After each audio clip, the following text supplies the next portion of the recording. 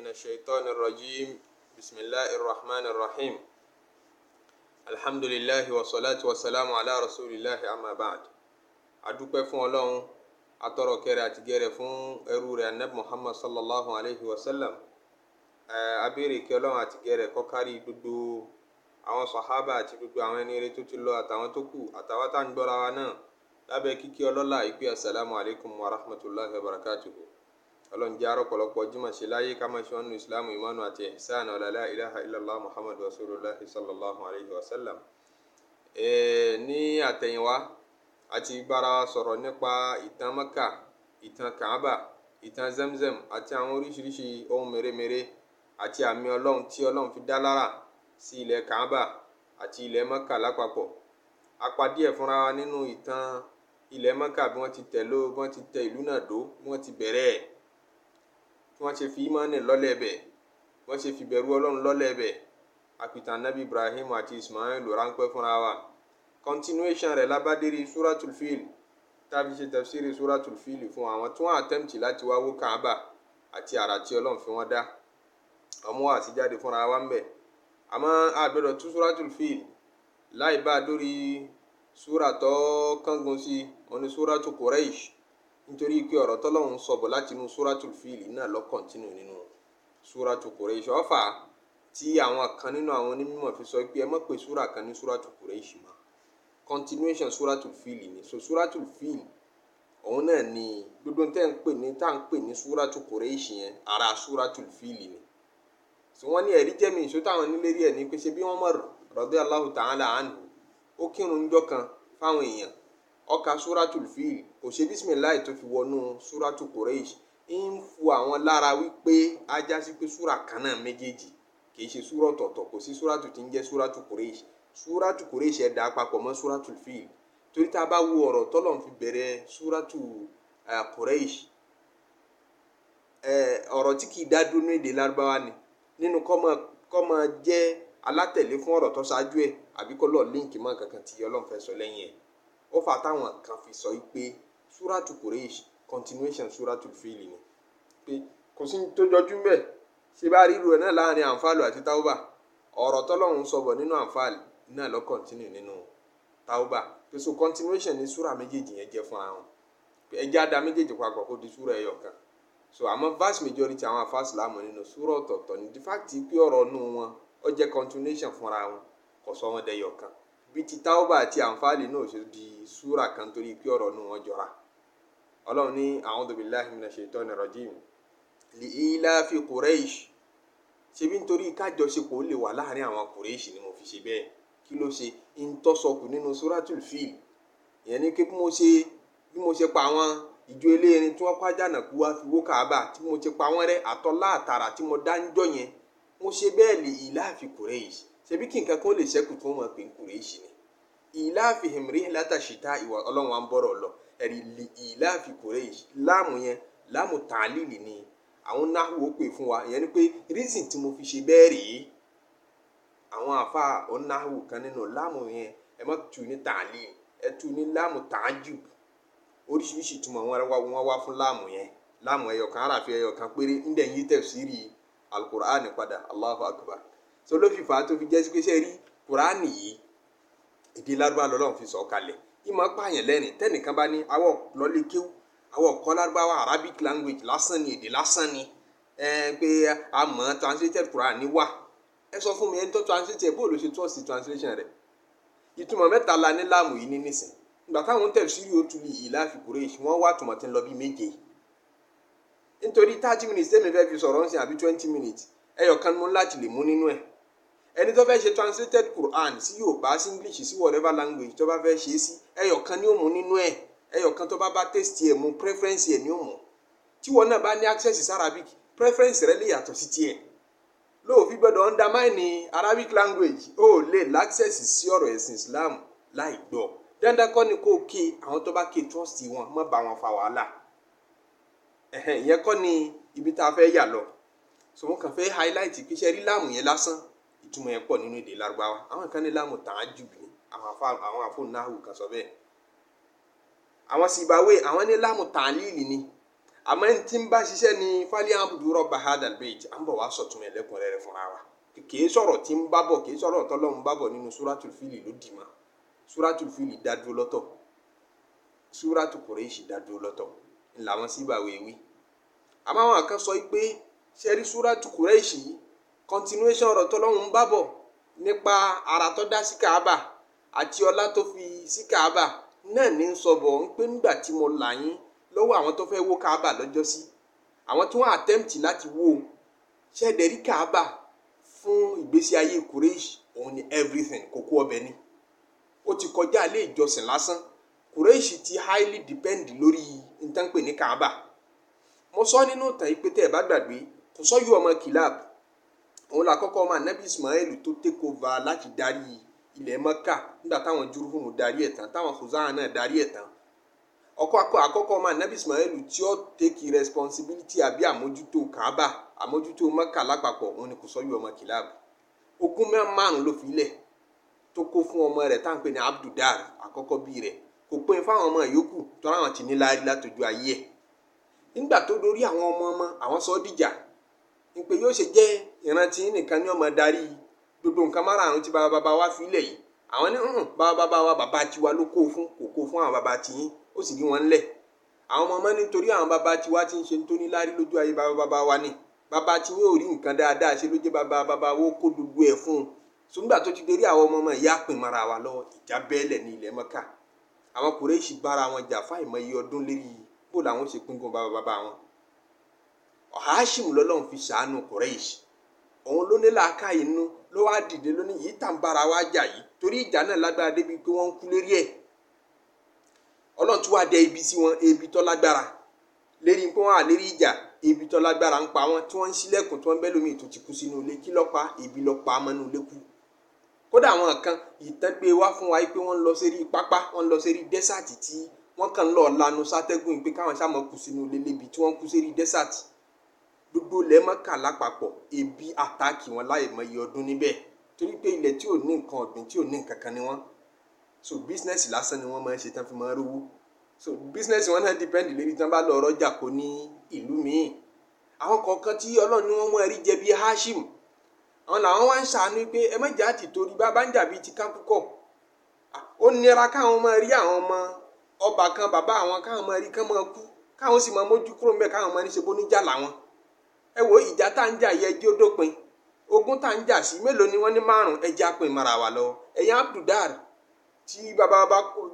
wa kó fún bàbá yín ẹ̀dọ̀ ẹ̀kọ́ 3 ń bẹ̀ ẹ̀kọ́ 2 yòókù fáwa ọmọ Abdul Manaf àti Abdul Shams apin mara wà lọ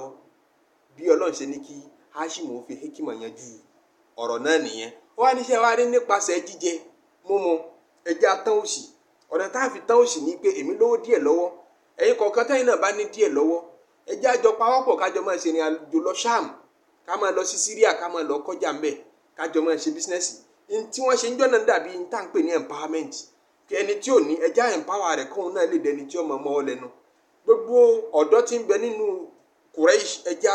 ṣàwọn jọ ẹ máa tẹ̀lé mi lọ sí Ṣáàmù tá a bá ti ń lọ sí Síríà tí n bá dẹ̀ tún lọ sí Yámánì náà mo máa lọ sí Yámánì ẹ máa tẹ̀lé mi lọ kájọ máa lọ kọjá lọ́hùn tá a bá ti dé Mẹ́kà ká máa tà á ẹni tí ó bá rèrè ẹni tó bá rèrè ó tún pín fún ẹni tí ò rèrè bí wọ́n ṣe àánú ara wọn bá ti kóra wọn jọ padà nìyẹn ó jẹ́ kí gbogbo èèyàn sọ̀pọ̀tì Háṣìm kí ọ̀rọ̀ dáadáa ni Háṣìm sọ kálukú ṣàdúrà fún inú wọn dùn ìtàn yìí ń bẹ nínú Bidaya Nihaya Ibn Kathir nítorí àwọn tí wọ́n ń bi mí pé àwọn tata ń pa látijọ́ yìí ń bo làwọn ti lè rí Ibn Kathir pa lẹ́kùnrẹ́rẹ́ nínú Bidaya wa Nihaya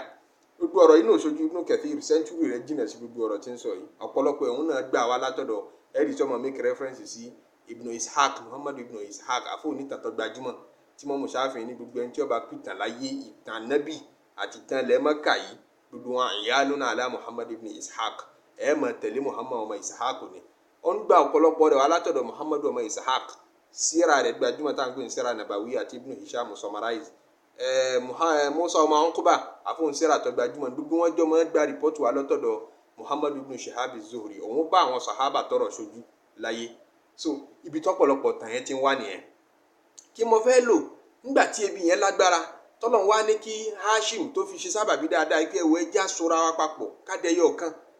kí a máa ṣe ìrìn àjò lọ sí Ṣáàmù ká sì máa ṣe ìrìn àjò lọ sí Yámánì ká máa lọ kọjá kájọ máa ṣe bísínẹ́sì papọ̀. Ẹni tí ò ní capital á pín díẹ̀ fún òun náà fi nǹkan kan tiẹ̀ bẹ̀rẹ̀ náà, kódà bó ṣe ká yá lówó yọ bẹ̀rẹ̀ láti ibì kan. Nígbà tí Hashim gbé suggestion yìí kalẹ̀ gbogbo wọn láìkì ẹ̀, wọ́n bẹ̀rẹ̀ ìrìn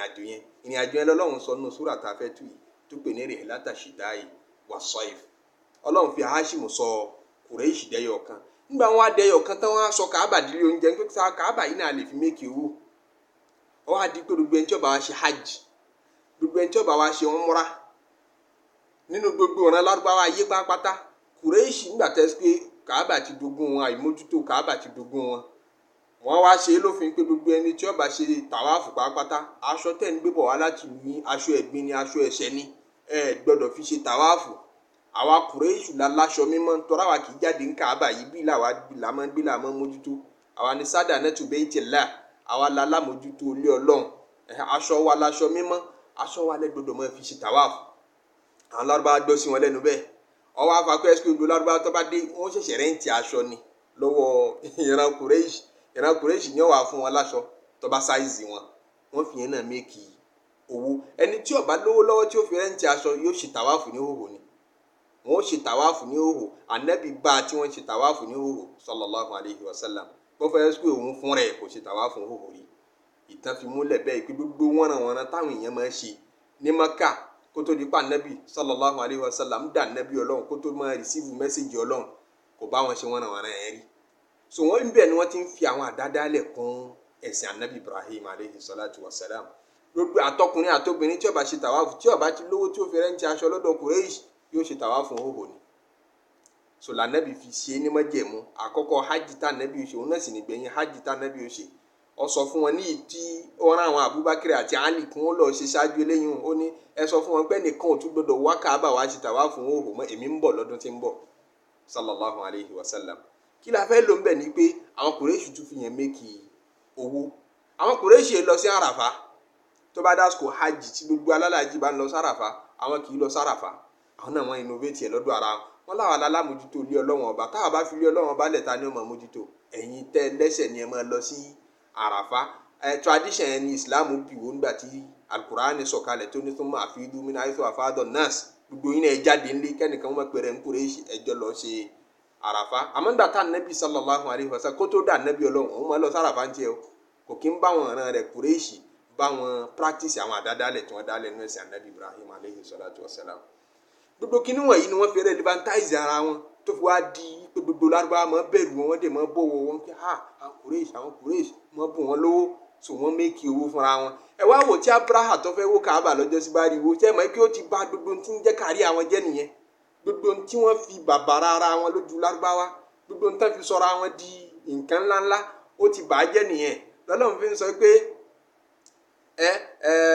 faja'alahum ka'asfin ma'kul. Mo sọ àwọn ìran Abraha di kókó tí ẹran jẹkù, kókó tí ò wúlò. Mo ṣe bẹ́ẹ̀ lè ìlà fi Quraysh. Ṣé bí nítorí kí nǹkan kan lè ṣẹ́kù tí wọ́n máa pè ní Quraysh ni? Kẹ́bí yín ó lè ṣẹ́kù mo fi ṣe bẹ́ẹ̀. Ẹ̀yin lẹ wá gbógun ti iṣẹ́ Ọlọ́run lénìí, lẹ́gbógun ta Ànábì lénìí sallallahu alayhi wa sallam. Ṣé ó yẹ kó jẹ́ yín? Ẹ̀yin tí mo ṣe báyìí fún, ẹ̀yin tí mo ràn lọ́wọ́, ẹ̀yin tí mo ní kẹ́ ẹ mọ́ parẹ́ ń tábúrà àbáríkà àbàwò kí ló kù tẹ́ ẹ mọ́ jẹ? Kí ló tún kù táyé fẹ́ fi mọ́ pọ́n yín lé? Ìlà fi Quraysh. Mo ṣe bẹ́ẹ̀ kí wúlífò ó lè wà láàrin ẹ̀yin Quraysh. Ìlà fi hẹ́m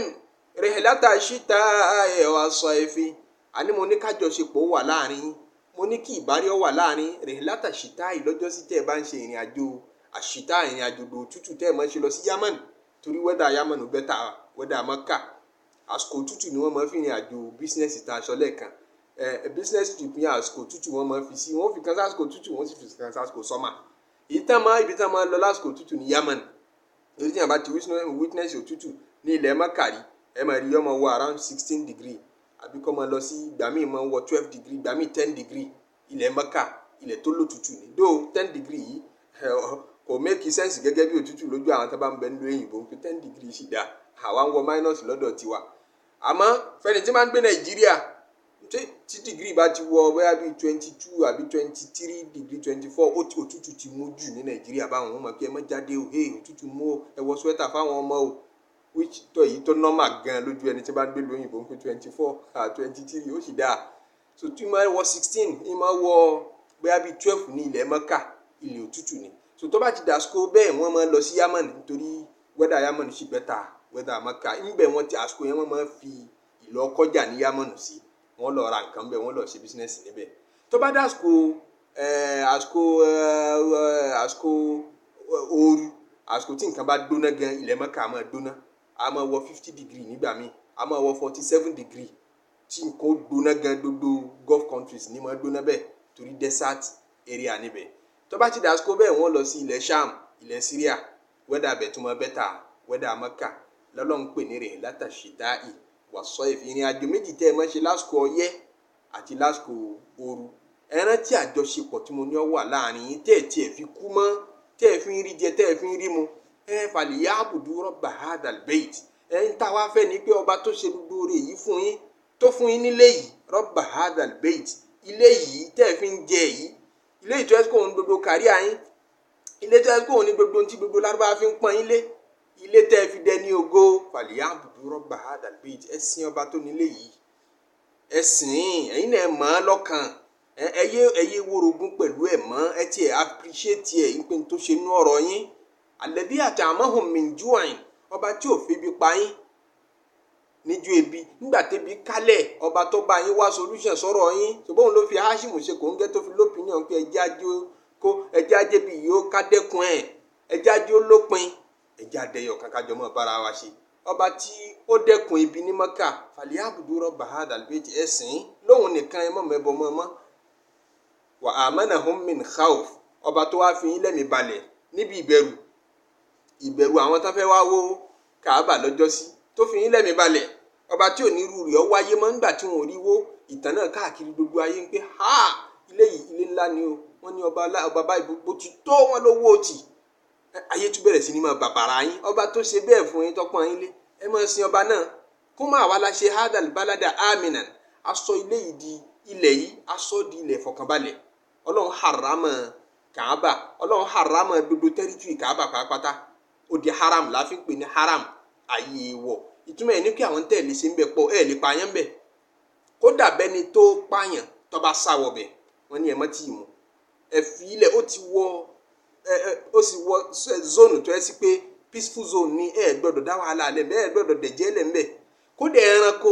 tẹ́ bá ń lé ẹranko tẹ́ ń dẹ̀gbẹ́ lọ kí a fẹ́ pẹ́ ẹranko yìí a fẹ́ jẹ lẹ́ran jẹ tó bá ti sáwọ tẹ́rítírì tá à ń pè ní haram ọ̀pọ̀lọpọ̀ ibi tó fọ́ọ̀lù síbẹ̀ lé ní ọ̀pọ̀lọpọ̀ hòtẹ́ẹ̀lì tó wà ní ẹ̀gbẹ́ Mẹ́kà nínú tẹ́rítírì haram ni wọ́n wà ọ̀pọ̀lọpọ̀ hòtẹ́ẹ̀lì tí dé gbogbo eré àtàǹpè ní Ajiyad tó fi dé gbogbo ọ̀pọ̀lọpọ̀ ọ̀nà Shari'un Mansur fẹ́ni tó bá ti dé Mẹ́kà rí gbogbo eré àyẹn inú haram náà ló wà níbi tí yìí ò ti gbọdọ̀ dán ìbàjẹ́ wò ló wà àfàwọn ẹranko márùn kan tá Nabi sallallahu alayhi wa sallam fààyè rẹ̀ lẹ́yìn pé èèyàn lè pa wọ́n torí ẹranko abìjà ni wọ́n ẹranko tí máa ṣèyàn láburú ni wọ́n wọ́n ní bíi kìnìún bíi ejò àtàkéèké àwọn ẹran fàwásìkò márùn lànàbí pé wọ́n pé náà nìkan lẹ lè pa tẹ́ ẹ bá wà nínú haram ẹranko tó bá wọbẹ̀ ó ti di nǹkan ìwọ̀ ẹ fi lọ́kàn balẹ̀ anything tó bá ti wábẹ̀ yẹn ó gbọdọ̀ nífọ̀kànbalẹ̀ kódà ewéko wàláyọ̀n dọ́dù ṣàjárù ha àìkán ewé rẹ̀ kódà àìkẹ́gun inú Mẹ́kà inú haram nípa ewé yìí mo fẹ́ já wọn ní ọmọ jà jẹ́ kí gbogbo nǹkan tí wọ́n nífọ̀kànbalẹ̀ ńbẹ̀ ọlọ́run ló sọ bẹ́ẹ̀ òfin ọlọ́run ni òfin yẹn ti wà tipẹ́tipẹ́ ọba tó ní kílé yìí ó wà peaceful fẹ́yìn tẹ́ ń dé bẹ́ẹ̀ tẹ́nìkan ò ní kógun wá bá yín tẹ́nìkan ò kó wàhálà wá bá yín ẹ̀sìn bá tó nílé yìí ẹ̀sìn òun nìkan yé sin òòṣà níjọ́ tí Abraha kọ́ ọmọ ogun wá níbo làwọn òòṣà yìí wà kí wọ́n rí ṣe ń jọ́ náà gbogbo òòṣà àbátẹ́ ń bá bàrà Mẹ́kà yìí kí wọ́n rí ṣe ń jọ́ tí Abraha kọ́ ọmọ ogun wá ṣùgbọ́n ọlọ́run náà lẹ sádi ọlọ́run nìkan tó nílé yìí náà ló tún padà protect ilé rẹ̀ sòtúrà Quraysh ẹ̀kọ́ tọkọ wa náà nìyẹn ẹ̀kọ́ yìí pé kí o forí mọ ọlọ́run ọba tó ṣoore fún ọ tí wọn náà bá gbégbé sí ayé rẹ yẹ̀ wò ó rí i pé ọlọ́run ṣàwọn oore tó pọ̀ fún ọ tí ó béèrè ẹ̀ ọ́ ṣàdúrà rẹ̀ rí ẹ dákun ní òòlà ṣàdúrà ojú ẹ ọlọ́run dákun àdúrà ojú mò ń ṣe ojú tí n fi rí náà dákun fún mi lójú tí mo fi rí náà ṣàdúrà rẹ̀ rí tọ́lọ́run fi fún wa ẹlòmíín bẹ lọ́run rẹ̀ tójú ń dùn tójú rẹ̀ ń yọ lẹ́nu tí ń bẹ lọ́run rẹ̀ pé ọlọ́run fún mi lálàáfíà ń bí ojú yìí